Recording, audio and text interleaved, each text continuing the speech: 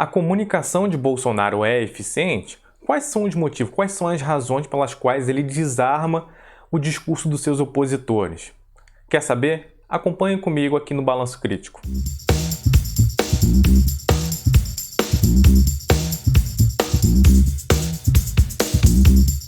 Olá, aqui é o professor Tiaron Borba. Peço já, inscreva-se no canal, dê o seu like e compartilhe o conhecimento do Balanço Crítico. Nos acompanhe também pelas redes sociais para sempre quando estiver saindo o vídeo você ficar ciente e vir aqui debater conosco. A comunicação de Bolsonaro é eficiente? A sua comunicação política? Eu diria com toda certeza que sim.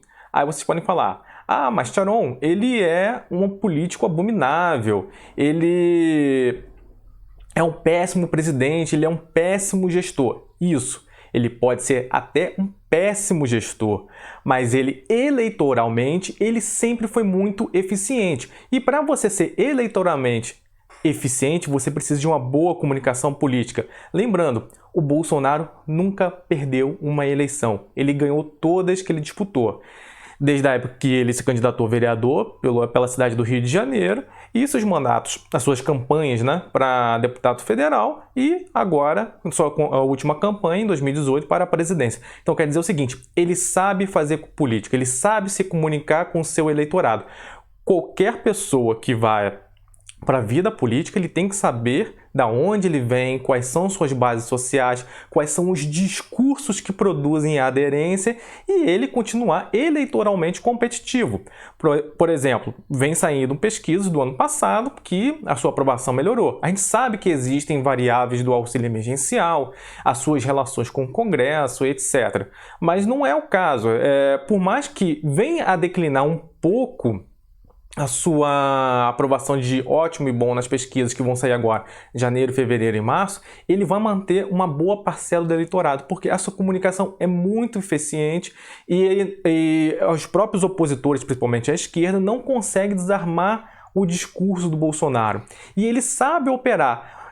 Ele foi aprendendo ou com a prática, ou ele é bem assessorado, ou as duas coisas, enfim. Mas o fato é que ele é eficiente na sua comunicação política e isso se traduz em resultados eleitorais. Então, assim, fica muito se falando lá na esquerda, olha, Bolsonaro vai dar um golpe, Bolsonaro é fascista. Isso nada vem funcionando. Primeiro, por que ele vai dar golpe? Se ele é um grande vencedor na democracia, é o jogo que ele ganha. Ele nunca perdeu, para que ele precisa de dar golpe? Segundo, na sua questão política institucional, quem o sustenta gosta dele ser partidariamente fraco, quer dizer, na sua relação com o Congresso, porque é aí que o Centrão consegue extorquir o Bolsonaro, mas o Centrão enxerga também o seguinte, olha, ele é fraco aqui no Congresso, a gente pode extorquir ele porque a gente quiser, mas ao mesmo tempo ele é eleitoralmente competitivo. Então, assim, o Bolsonaro ele guarda esse paradoxo porque uma coisa é a campanha, outra coisa é o governo, a administração.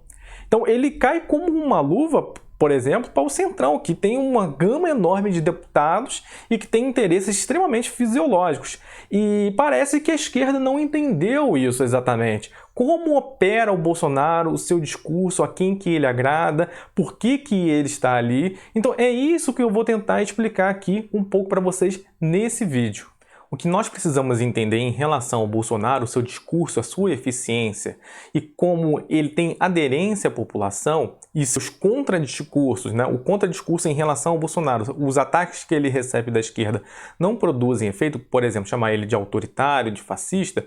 O que a gente precisa entender na organização da sociedade que o Bolsonaro ele é eficiente em pensar o seu público, o seu eleitorado? Olha só. As sociedades contemporâneas elas são organizadas em três formas de direito. O direito civil, que garante as liberdades individuais, o direito de ir e vir, liberdade de expressão. Então, esse é um aspecto. O direito social é aquele que fala do sistema de proteção social, aquilo que vai te dar bem-estar enquanto indivíduo, acesso à saúde, educação, aposentadoria e etc. E, por fim, o direito político, o direito à participação política, onde o povo tem o poder de decidir minimamente as questões institucionais.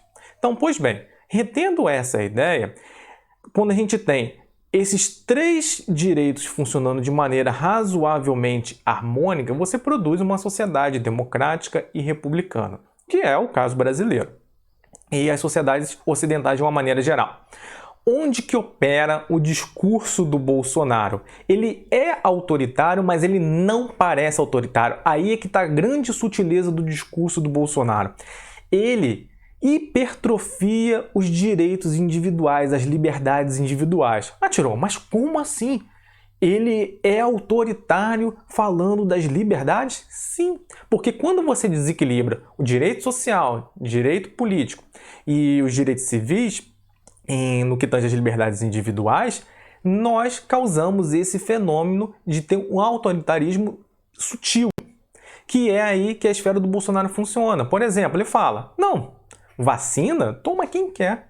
Ele está assegurando só a liberdade individual, radicalizando. Ele está operando dentro das liberdades individuais, exagerando a questão da competição, não tendo um apreço às questões republicanas da coisa pública, mas mantendo as instituições democráticas. É por isso que eu falei, ele gosta da democracia, ele sabe operar na democracia. O que o Bolsonaro não gosta muito são as questões republicanas que tratam da coisa pública. Ele quer o quê? A liberdade, a competição que vença o mais forte. Essa é a questão para ele. Exemplo, o Estado te oprime com a questão dos pontos da carteira. O que eu vou fazer? Eu vou manter a liberdade. Eu vou aumentar os pontos na carteira por conta das multas. Ele está assegurando sua liberdade individual de você dirigir mesmo multado. Então, ele te deu mais pontos para isso. Então, ele assegura, sim, uma série de ações que garantam o quê? A liberdade individual. E ele tem o quê? Um amplo desprezo sobre as questões das coisas públicas, porque a vacina não é uma questão individual de escolha, na verdade. Ela é uma questão pública, porque não adianta você imunizar você tem que imunizar mais de 50% da sociedade para ter o seu efeito.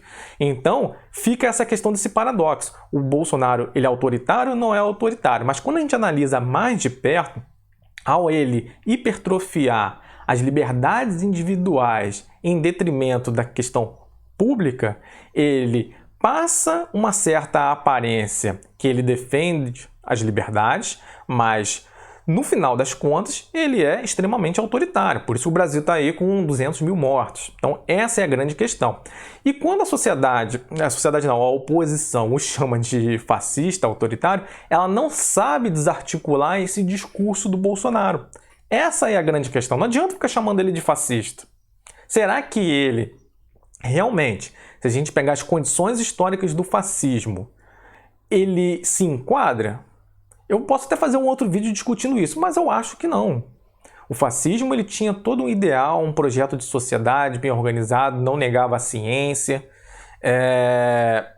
e que o Bolsonaro não tem esse discurso, né? O fascismo, olha só a principal questão, o fascismo, ele não alavancava as liberdades individuais. O fascismo, ele não hipertrofiava as liberdades individuais, muito pelo contrário.